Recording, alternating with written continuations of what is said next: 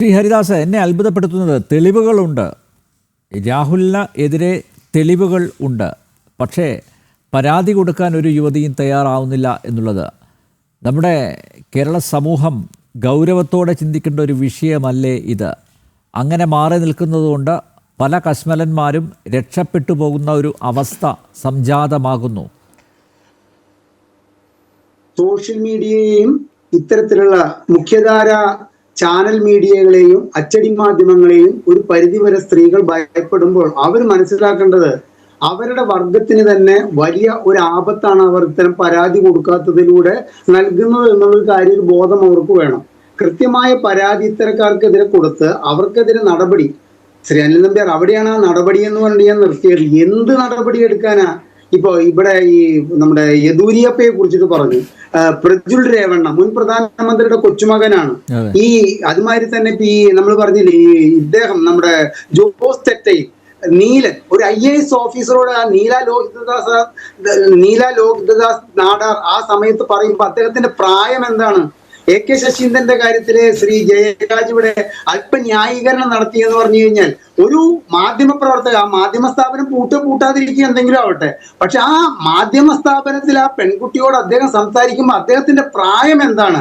ആ പ്രായത്തിനനുസരിച്ചുള്ള വാക്കുകളാണോ അദ്ദേഹം കൈമാറിയിട്ട് ഇപ്പോൾ യൂട്യൂബിൽ കിടന്നിട്ട് സഞ്ചരിച്ചുകൊണ്ടിരിക്കുന്നത്? അപ്പൊ നമ്മൾ മനസ്സിലാക്കേണ്ടത് ഇതാണ്, ഇത്തരത്തിലുള്ള വേട്ടക്കാർ അണിഞ്ഞൊരുങ്ങി അതിന് തയ്യാറായി ഇറങ്ങുമ്പോൾ അവർക്ക് ആ വലയിൽ വീഴാതിരിക്കാൻ പെൺകുട്ടികൾ ജാഗ്രത പുലർത്തുന്നതോടൊപ്പം വീണ് കഴിഞ്ഞ് ഇത്തരം ചാറ്റിങ്ങും കാര്യങ്ങളും ഉണ്ടെങ്കിൽ വരുന്ന തലമുറയെ ഓർത്തെങ്കിലും കൃത്യമായ പരാതി നൽകാൻ അവർ തയ്യാറാകണമെന്നാണ് എനിക്ക് പറയാനുള്ളത്. എല്ലാ രാഷ്ട്രീയ പാർട്ടിയിലും ഇത്തരത്തിലുള്ള ഞരമ്പ് രോഗികളുണ്ട്.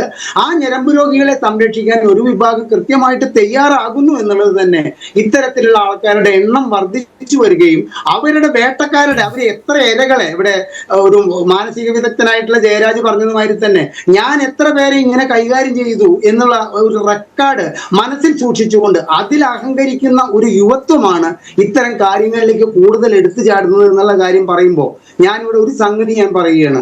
ഇവിടെ നിന്ന് പാർട്ടിയിൽ നിന്ന് വിട്ടുപോയിട്ടുള്ള നമ്മുടെ VB ചെറിയാൻ പറഞ്ഞിട്ടൊരു കഥ അനിൽ നമ്പ്യാർക്ക് ഓർമ്മ ഉണ്ടായിരിക്കും. അതായത് ഒരു സഖാത്തി ഗർഭിണിയായി, ആ ഗർഭം പാർട്ടിയുടെ ചർച്ചകളിലേക്ക് വന്നു, പാർട്ടി അത് വിശദമായി ചർച്ച ചെയ്തു, സംഗതി ഏകദേശം ഉറപ്പായി, അത് ഉണ്ടായിട്ടുള്ള സംഗതിയാണ്. പക്ഷെ പാർട്ടി തീരുമാനിച്ചത് എന്തായിരുന്നു? അതായത് ഈ ഗർഭം ആ സ്ത്രീക്ക് ഇല്ല എന്ന് നമുക്ക് വരുത്തി തീർക്കാം, അതാണ് നല്ലത്. പാർട്ടി നിഷേധിച്ചു, ആ സ്ത്രീക്ക് ഗർഭമില്ല എന്ന് നിഷേധിച്ചു. എന്നിട്ട് എന്തുണ്ടായി? ആ സ്ത്രീ കൃത്യം സമയത്ത് ഒരു സ്ത്രീ ഗർഭിണിയായാൽ പ്രസവിക്കുന്ന സമയത്ത് ആ സ്ത്രീ പ്രസവിച്ചു, ആ കുഞ്ഞു വളർന്നു വന്നു, ആ സ്ത്രീ പിന്നെ പാർട്ടിയിൽ നിന്ന് പോയി ഒക്കെ കഴിഞ്ഞു. ഞാൻ ഈ സംഗതി VB ചെറിയാൻ പറഞ്ഞപ്പോൾ ഞാൻ വിശ്വസിച്ചിരുന്നില്ല. കാരണം എന്താ വെച്ച് കഴിഞ്ഞാൽ പാർട്ടിയിൽ നിന്ന് പോയ ഒരാൾ പാർട്ടിയെ താഴ്ത്തിക്കെട്ടാൻ വേണ്ടിയിട്ട് CPM താഴ്ത്തിക്കെട്ടാൻ വേണ്ടി പറയുന്നതാണെന്ന് വിചാരിച്ചത്.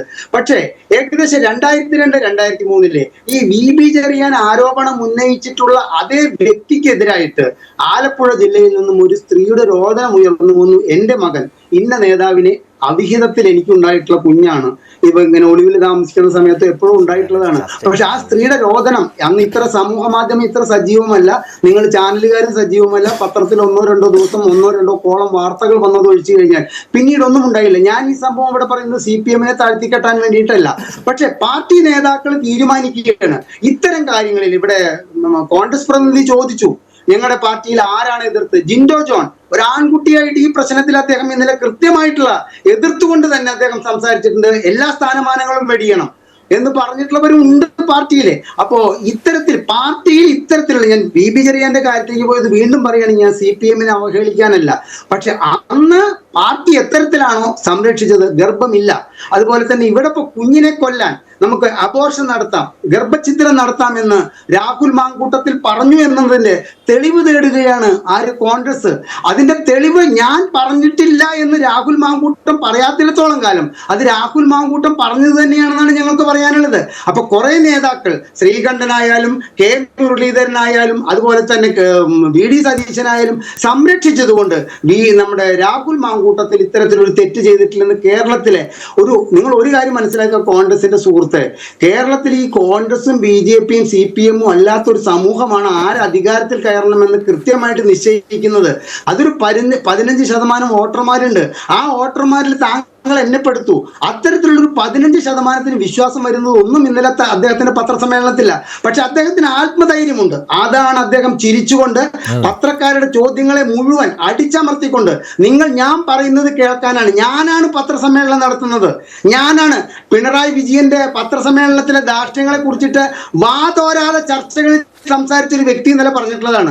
ഞാൻ വിളിച്ച പത്രസമ്മേളനത്തിൽ ഞാൻ പറയുന്നത് കേൾക്കണം എന്നൊക്കെ പറയുക എന്ന് പറഞ്ഞു കഴിഞ്ഞാൽ കേരളത്തിലെ ജനങ്ങളാണ് പത്രങ്ങളിലൂടെ മാധ്യമങ്ങൾ റിപ്പോർട്ട് ചെയ്യുന്ന വാർത്ത കേൾക്കുന്നത്, അദ്ദേഹം പറയുന്നത് വിശ്വസിക്കേണ്ടത് എന്നുള്ളൊരു തോന്നൽ പോലും ഇല്ലാതെ ആ മുഖത്ത് അദ്ദേഹത്തിന് ഒരു ധൈര്യം ഉണ്ടായിരുന്നു.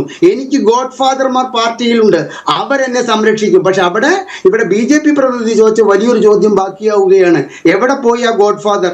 ഞാൻ 2 ദിവസമായിട്ട് ഞാൻ സോഷ്യൽ മീഡിയയിൽ അങ്ങനെ സജീവമാകാറില്ല. അതുപോലെ തന്നെ ഞാൻ ഈ ചാനലുകളും കൃത്യമായിട്ട് കാണുന്ന ആളല്ല, രാവിലെയും വൈകുന്നേരം കാണാൻ എനിക്ക് സമയം കിട്ടുള്ളൂ. പക്ഷെ ഞാനിപ്പോൾ ഇടയ്ക്കിടയ്ക്ക് തുറന്നു നോക്കുകയാണ്, എവിടെ ഈ ഷാഫി പറമ്പിൽ?